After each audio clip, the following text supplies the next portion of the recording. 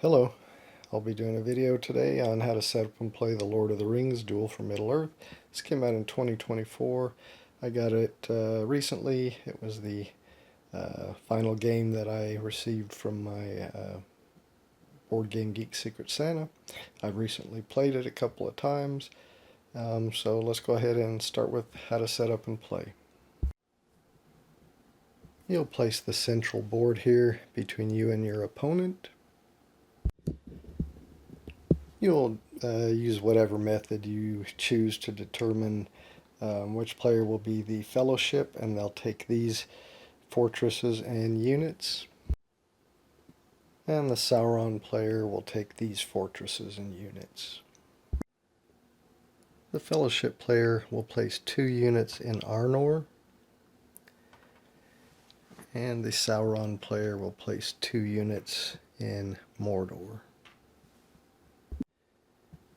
You'll assemble the quest for the ring track by putting these 2 pieces together.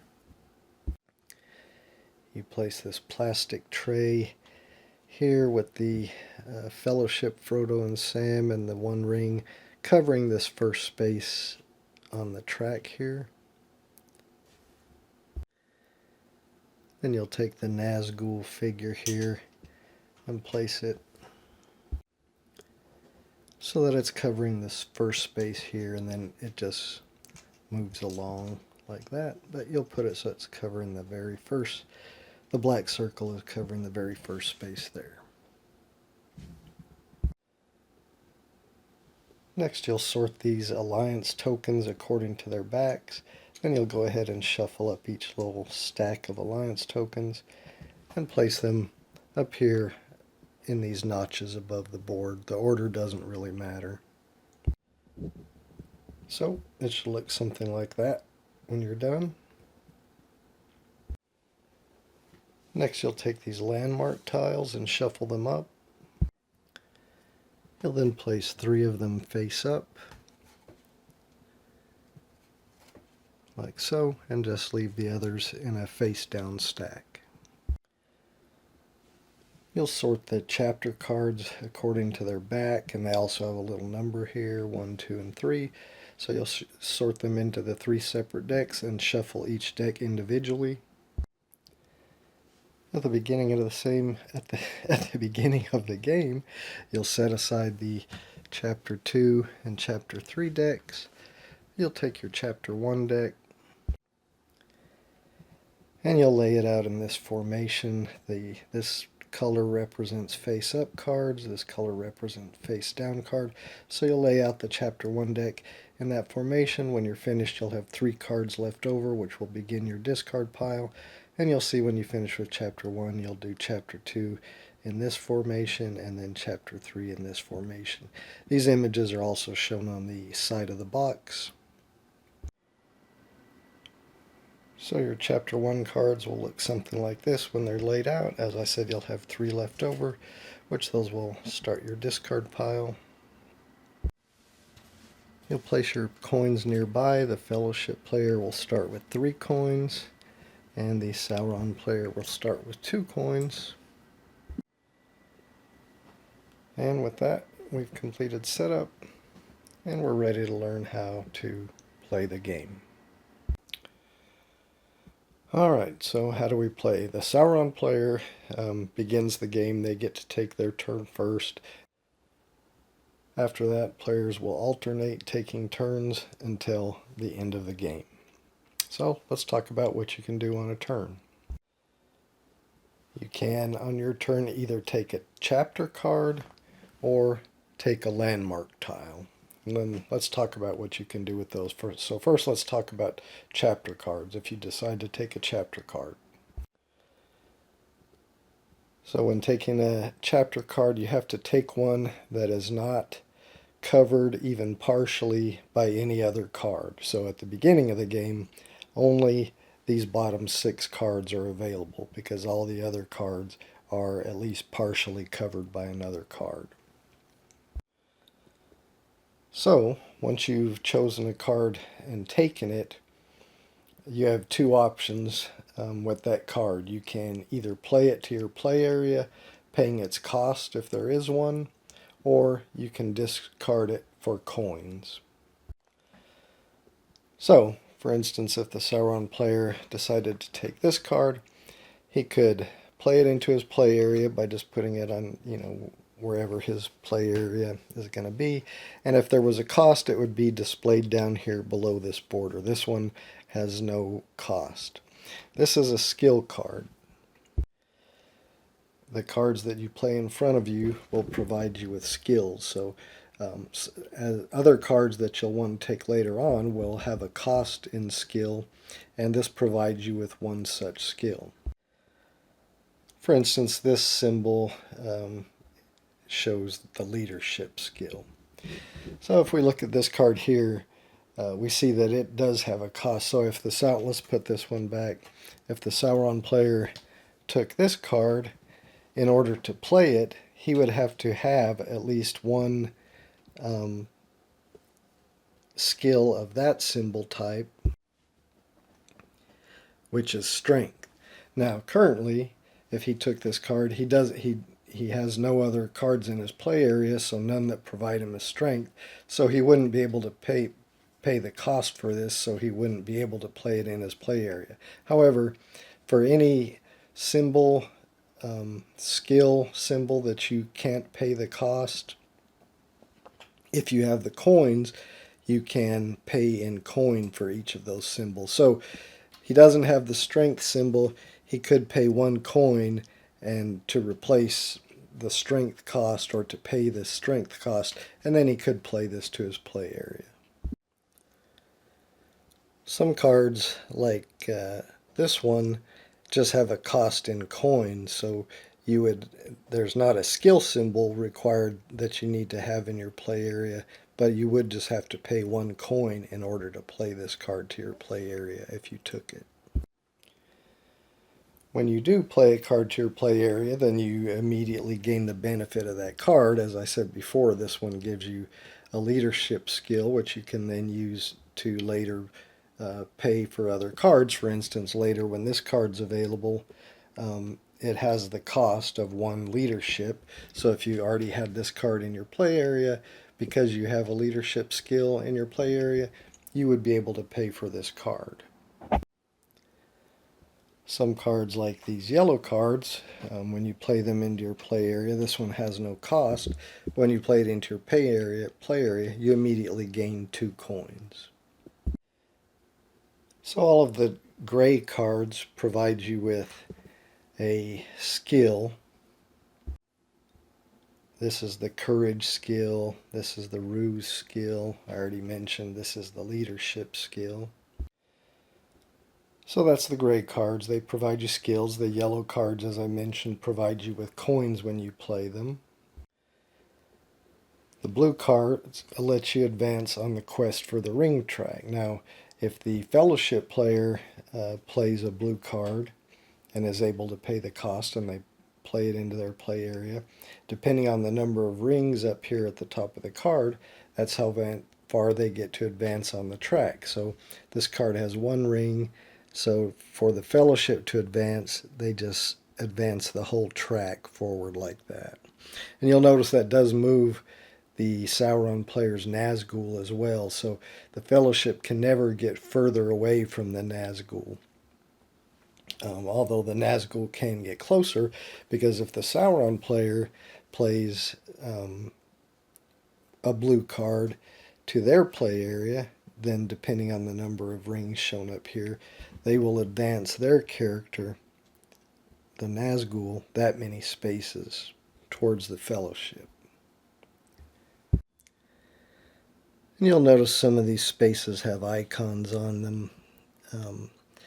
And when either the Nazgul player or the fellowship reaches or passes one of those spaces, they benefit from that, the bonus shown on that space. So when you reach or pass a bonus space like this one, you would gain 1 coin. This one lets you put a unit onto the central board, and we'll talk about more about what that's for here in a little bit. This one allows you to take an extra turn after you finish your current turn. This one allows you to remove an enemy's fortress from the central board, and again we'll talk about more about how those get placed here in a little bit. And this icon, if the Fellowship reaches Mount Doom, then the Fellowship player will win the game. Now that's just one of the ways to win. So for the Nazgul player, they can move and get the same thing, a coin. They can move up and get where they can place a unit anywhere on the central board, or they can get an extra turn or remove a fortress. If they ever would move on top of the Fellowship, then the Sauron player would immediately win the game. And again, that's just one of the ways you can win. I'll talk about some of the other ways you can win here in a minute. So that's what the blue cards do. They allow you to move on the quest for the ring track. Depending on which side you are is what you move. If you're the Sauron player, you move the Nazgul. If you're the Fellowship player, then you slide the whole track, moving the Fellowship. The green cards represent the races of Middle-earth. Here currently we can see the dwarves, the wizards, and the elves, the dwarves, the elves, and the humans. But there are also the wizards and the ents and the hobbits. But we just don't see one of those cards here right now. But when you play one of those cards into your play area, you are creating an alliance between yourself and that race of ally. And that can give you benefits in a few ways. So as soon as you get two of the same cards of the same race, so like if you managed to get two elf cards played into your play area, then you can draw the top two alliance tokens from the elves there. You get to look at the back of them and then choose one. They provide a benefit to you. For these two, for example, you look at this player aid and look at the elves race effect. So if you chose this one, whenever you play a yellow card, you get to take another turn after finishing your current turn, so that's a pretty good permanent effect. This one, when you play a red card, you may place all of the concerned units in any one of 7 regions. We haven't talked about the red cards yet, so that may not make sense to you, but what I'm explaining now is you get to choose one of these. Whichever one you don't choose, you put back on the top of the stack of alliance tokens there. And this one, it may be a one-time benefit or it may be an ongoing benefit. And again, the benefits for all of these tokens are on this race effects player aid.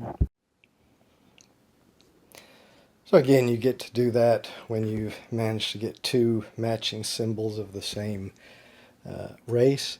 When you get 3 different races in your play area, so for instance you got the dwarves, the hobbits, and the humans, 3 different symbols of races in your play area, then you get to draw the top token of each of the stacks of the 3 different races you have. Look at them, choose one of them to keep, and then put the other 2 back where they go. When you reveal those, you do show them to your opponent so they can see which ones were available and which one you chose and which ones you put back. Alright, that's the green cards, and this will all make sense when we go, more sense when we go through some example turns. But that's the green cards. Let's talk about the red cards. When you take one of those and play it into your play area, again, this one has no cost, but some of them may. So this one lets you place a unit in either of these 2 regions, so you choose which one. So you could put it in Inadwaith region, which is here. So when you place a unit, you just place it like that. Or you could place a unit in Rovanen, which is up here. So you have your choice. Now, if one of these cards, like later, in some of the other chapters, these will have like a 2, so 2 unit. You get to place 2 units or maybe 3 units. But you have to place them all. You choose one of the regions and you have to place all of the units in that region. You can't place part of them in one region and part of them in the other. Now, when placing units, for instance, if we had a card that let us place a unit here up in Arnor, then we're going to start a conflict. If you place a unit in a region where there's no opposing enemy units there, then nothing else happens and you just put your units there. When you place a unit or units in a region where there are enemy units, then you start a conflict, and when that happens, each player has to remove one of their units. So in this case, each of these players would have to remove one unit. So this one would go back here. This one would go back here. And you keep doing this until only one player has units remaining there. So in this case, we would be done with the conflict because the Sauron player has no more units there and the Fellowship player still has one there. We haven't talked about fortresses yet, but if you place a unit in a area that has an enemy fortress, so this is a Sauron fortress, but a Fellowship a unit, if you place a unit where there's an enemy fortress, it does not trigger a conflict. They can coexist together. So it's only units. If opposing units are in an area, then you have the conflict and each player has to remove a unit until only one player has units left. But that is not the same with a fortress. So both players can have presence in an area. If one has a fortress and the other one has units there, they can both be present in that area. All right, there are purple cards, but they don't come into play until you're on Chapter 3. And the purple cards usually allow you to move units that you have on the board, maybe remove units that other players have on the board, and may or may not allow you to remove coins from an opponent. So we'll probably see that when we go through some example turns. But that's all the different types of cards there are. So again, on your turn, you can take a card and play it into your play area if you can pay the cost.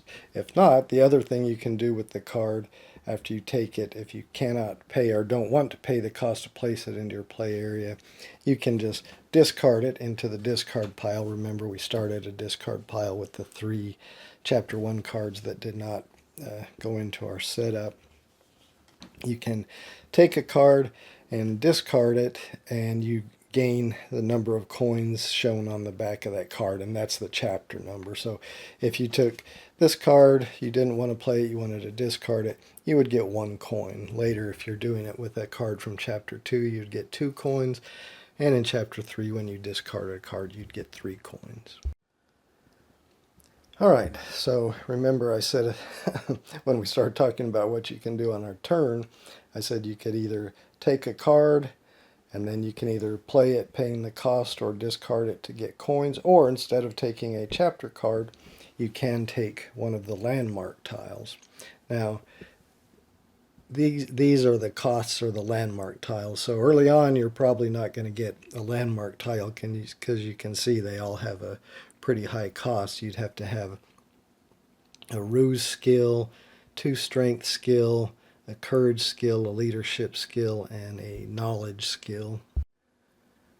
Of course, as I said, any skills that you don't have in your play area, you can pay coins for. So if you had enough coins, you could, if you only had maybe a ruse and a 2 strength, you could pay 3 coins to cover the courage, leadership, and the knowledge.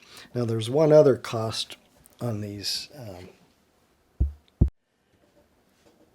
landmark tiles, and that's this one, and you have to pay coins depending on the number of fortresses you have on the board. Now when you first take a landmark tile, you won't have any fortresses on the board because that's how you get fortresses on the board. So it wouldn't cost you any coins. But for instance, if later you took a second fortress tile, you would already have one fortress on the board, so you would have to pay, the cost of one coin plus the other, skill cost. But when you do take a landmark tile into your play area, you'll see you immediately get to put a fortress in the area shown on that tile. So in this case, whichever player took this would get to place a fortress here in Rovanen. They would also get 5 coins, and they would get to move one of their units.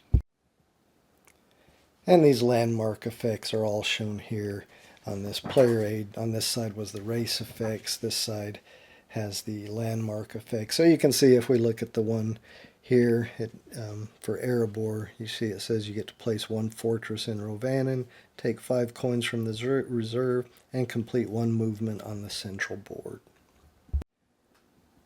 And when you're moving on the central board, you're moving units, and you have to move to connected spaces. So if the Sauron player wanted to move a unit, got this where they could move 1 unit, they could choose one of their units here in Mordor and move it here to either Rohan or here to Gondor.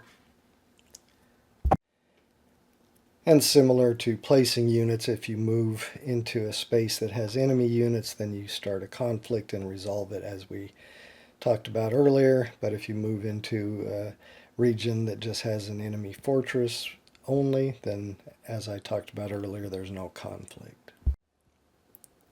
If a card or landmark tile has 2 movement icons like this, then you could move the same unit twice, but you would move it, once first into here, and then as long as it's not eliminated from a conflict, then you could move it again, or you could move 2 different units. So you could move this one here or this one here, or maybe there's an enemy unit here. You use the first movement to move this unit here. That starts a conflict and eliminates both of those. And then you would use your second movement to move there. So anyway, that's how that works. If there was a 3rd arrow on a card, then you could move the same unit 3 times or 3 different units 1 time, however that goes. Now once you've taken a landmark tile and resolved it and got the benefits from it, you do not at the end of your turn immediately replace it. Those will get replaced at the end of a chapter, which we'll talk about here in a little bit. One thing we didn't talk about when we were talking about if you take a card, so for instance on this player on Sauron's turn, maybe he took this card and got 2 coins. Well, then it's the Fellowship player's turn. Maybe they take this skill card, leadership skill card. They don't currently, it doesn't have a cost, so they just take it and put it in their play area. Now at the end of your turn, if there are any cards that are completely uncovered, like this one, it has no cards covering it, even partially covering it, then you immediately flip that card over, and so it will be available to be taken by players on the following turns. The rest of these are still at least partially covered, so you wouldn't flip those over. So players will continue taking turns back and forth, either taking cards and playing them or discarding them, or taking landmark tile. Again, after you take a card, if a card has no other cards covering it, you reveal it. Once the final card in a chapter has been taken, then you'll set up the next chapter using the next chapter's cards. Chapter 2 would come after chapter 1, and set it up in the formation as I showed in the manual earlier. And then the next player would take their turn. Oh, and after when you're starting a new chapter and you set up the new formation of the cards, also if any landmark tiles had been taken, then you replace them from the stack. So you should always have 3 at the beginning of a chapter if possible. But those don't get replaced at the end of a player's turn. They only get replaced at the beginning of a new chapter. So players will continue taking turns, playing through the chapters until the end of the game. So there's several ways that happens. As I mentioned, if the Fellowship player ever advances Frodo and Sam to Mount Doom, then they immediately win.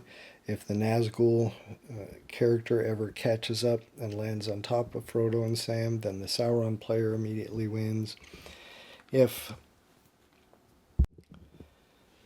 a player manages to get 6 different race symbols, cards with 6 different race symbols in their play area, then they've gathered the support of the races and they will immediately win the game.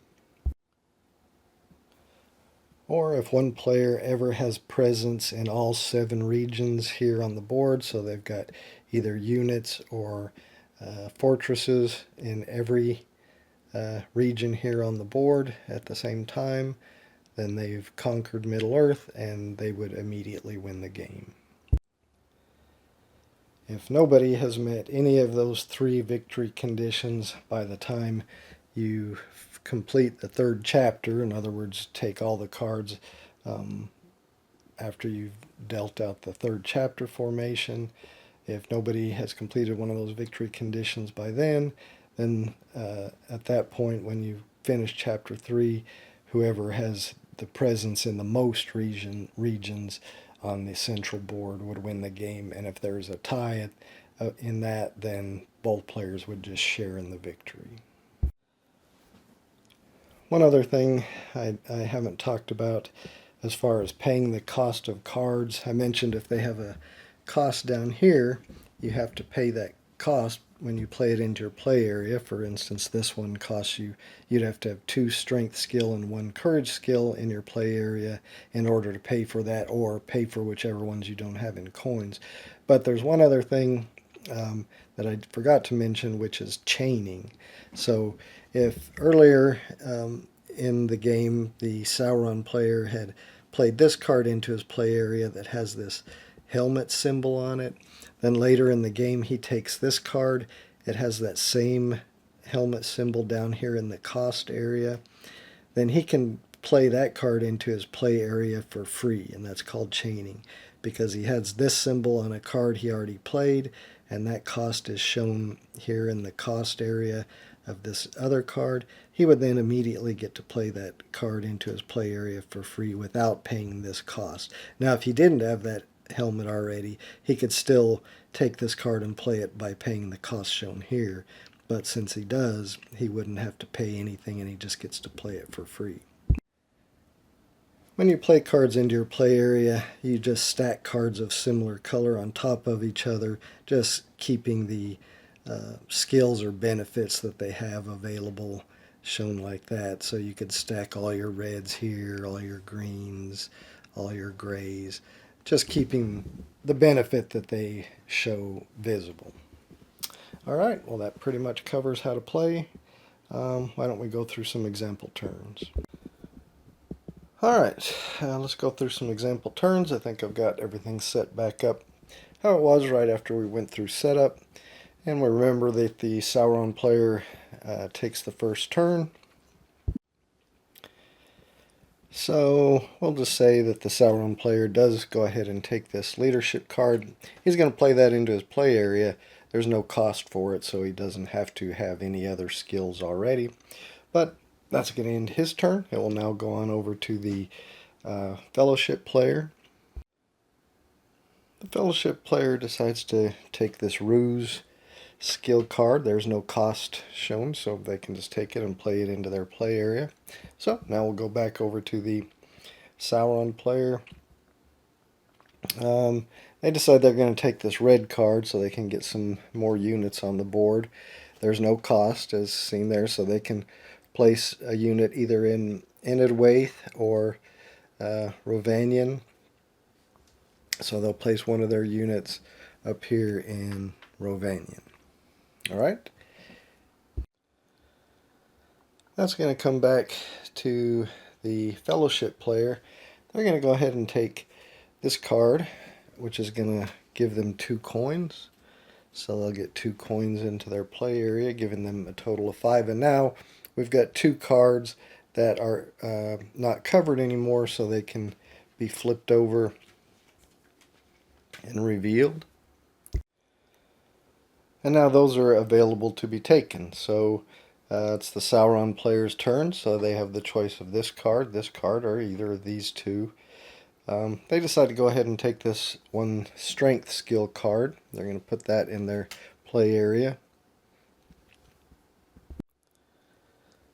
Back to the Fellowship player, they're going to go ahead and take this blue card. It does have a cost of 1 strength, which they don't have, so they're going to pay 1 coin to cover that. And it has 1 ring on it, so it allows them to move the track up 1 space, like so. That now makes this card available, so it can be flipped over. So now it's back to the Sauron player's turn. They're going to go ahead and take this ruse skill that has no cost, so they're just going to put that. They're building up quite a few available skills here. We now come back to the Fellowship player. They're going to go ahead and take another blue card. It has a cost of 1 courage, which they don't have, so they'll have to pay a coin for that, which they will right here. And that's going to allow them to move up again on the Fellowship track. And now we'll come back to the Sauron player. They really, the only thing they have available is to take a card that is going to let them get coins. So they'll take this one, put it in their play area. They'll get 2 coins for that. And that's going to make 2 more cards available. But now it is the Fellowship player's turn. So the Fellowship decides they're going to go ahead and take this knowledge skill card. There's no cost for it, as you can see, so they'll just put that in their play area. And now it goes back to the Sauron player.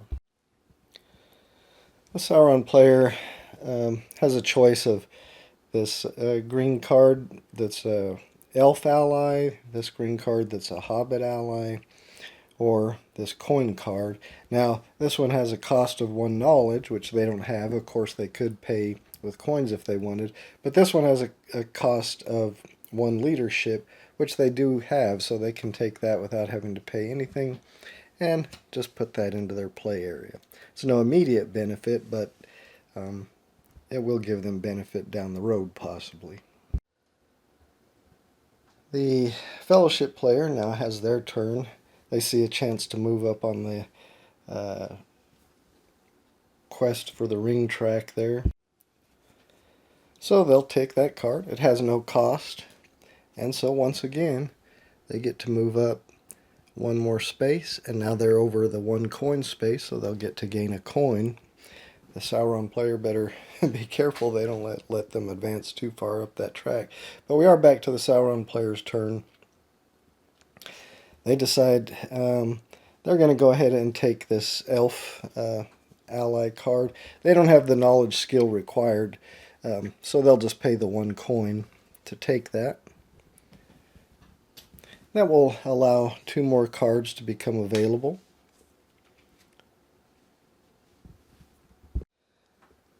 It's the Fellowship player's turn. They decide they'll go ahead and take this courage skill card. It has no cost, so they just get to put it in their play area. Alright, back to the Sauron player's turn. They have a choice of this card, the red card, which is going to let them place units on the board, or this one that's going to give them coins.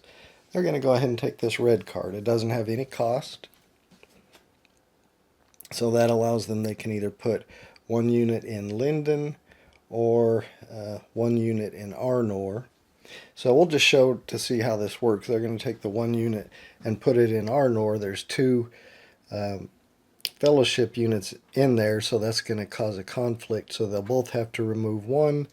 Now there's only 1 player with units left in there, and that's going to be the Fellowship player, but it did remove 1 of his units from Arnor. Alright, we're back to the Fellowship player's turn. They're going to go ahead and take this green card with the dwarves ally on it. They don't have the leadership skill to actually pay for this, so they'll have to pay a coin. So they'll put that in their play area and pay 1 coin to collect that card. And go back to the Sauron player's turn. His only choice is going to be to take this yellow card to give him 2 coins. So he'll collect those. Back to the Fellowship player's turn. The only card available to them is this human green card, which they will take. It does have a cost of 1 knowledge, but they have 1 knowledge, so they're able to pay that. And they'll put that into their play area. That's going to make this card available and ready to be flipped over. So, back to the Sauron player. Their only choice is this one. So they can take this skill and put it back in their play area where they'll have 2 strength, or they could discard it. We haven't seen anybody do that yet. They could discard it for 1 coin, but they're going to keep it. There's no cost on it, so they'll just keep it for free. And that leaves 1 card remaining, and that will go to the Fellowship player, and they'll put that in their play area, giving them 2 courage. Alright, that's going to end the chapter. There's no more cards left in the chapter. Nobody took any of the landmark tiles yet, so we don't have to refill any that were taken. So now we've got to set up the next chapter with the chapter 2 cards, and we'll set it up in the pattern shown in the rule books for chapter 2. Alright, so I have the chapter 2 cards dealt out here. We are ready to start chapter 2. The Fellowship player took the last turn on chapter 1, so it's now the Sauron player's turn to continue. Currently there's only 2 available cards from them to choose from. A gold card to get 3 coins, or one of the blue cards at the cost of 1 coin. And I think that's what they're going to go for, because they're worried about the Fellowship player moving too much on that track. So they're going to take this blue card. They do have to pay the cost of 1 coin to get it. So they'll put that in their play area, and then they get to move the Ring Wraith up 1 on the track there. Right, that is going to make another card available, so we'll flip that one over. And now we go back to the Fellowship player. So they have the choice of taking this elf card or this coin card, or of course, if possible, trying to get one of these landmark tiles. I think the Fellowship player wants to get this elves green card. They do have, it costs a courage, a leadership, and a knowledge. They have a knowledge and a courage. They don't have the leadership, so they'll have to pay the coin for that, so they will. But now that gives them 1 of each of 3 different races in their play area. So once per game, if you achieve that, you take the top 1 of each race you have. So a dwarves, a human, or an elf. You reveal those so both players can see them, and then they're going to choose 1 to keep. Alright, this one allows you, after you play a yellow card, to take another turn. This one lets you, when you discard a card, you get 2 times the amount of coins you would normally get. And this one allows you, when you play a landmark tile, to take another turn. So we'll say the player is going to take this one. They just put that in their play area, and these will go back on top of the stacks from whence they came. Alright, we go back to the Sauron player's turn now. And just to show something different, we're going to say the Sauron player is going to take a landmark tile. So this one costs a ruse, 2 strength, a courage, a leadership, and a knowledge. And if they previously had a fortress on the board, it would be 1 coin for each one. They don't have any right now, so they won't have to pay any coins. They do have the ruse. They do have the 2 strength. They do have the leadership. They don't have the courage or the knowledge, so they'll have to pay 1 coin for each of those to cover that cost. So that's what they'll do.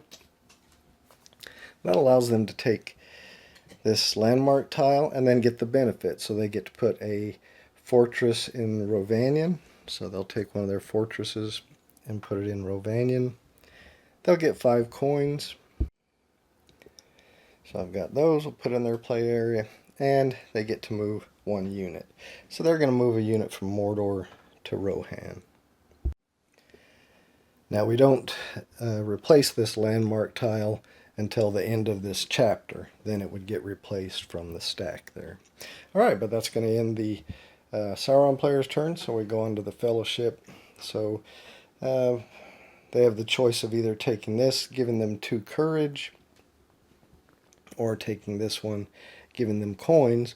They're going to do that, so that is going to give them 3 coins.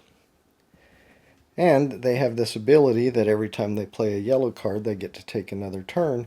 So they'll get to take another turn. Now first we get to reveal these 2 available cards now. So they could take this one, get 4 coins, and then get another turn if they wanted to do that. That seems like the smartest thing, so that's what they're going to do. They'll take that card. They'll get 4 coins. 1, 2, 3, 4. And now, because they played a yellow card, they immediately get to take another turn. So I think they'll take this one for 2 strength. It does cost a coin, so they'll pay that. So now we go to the Sauron player's turn.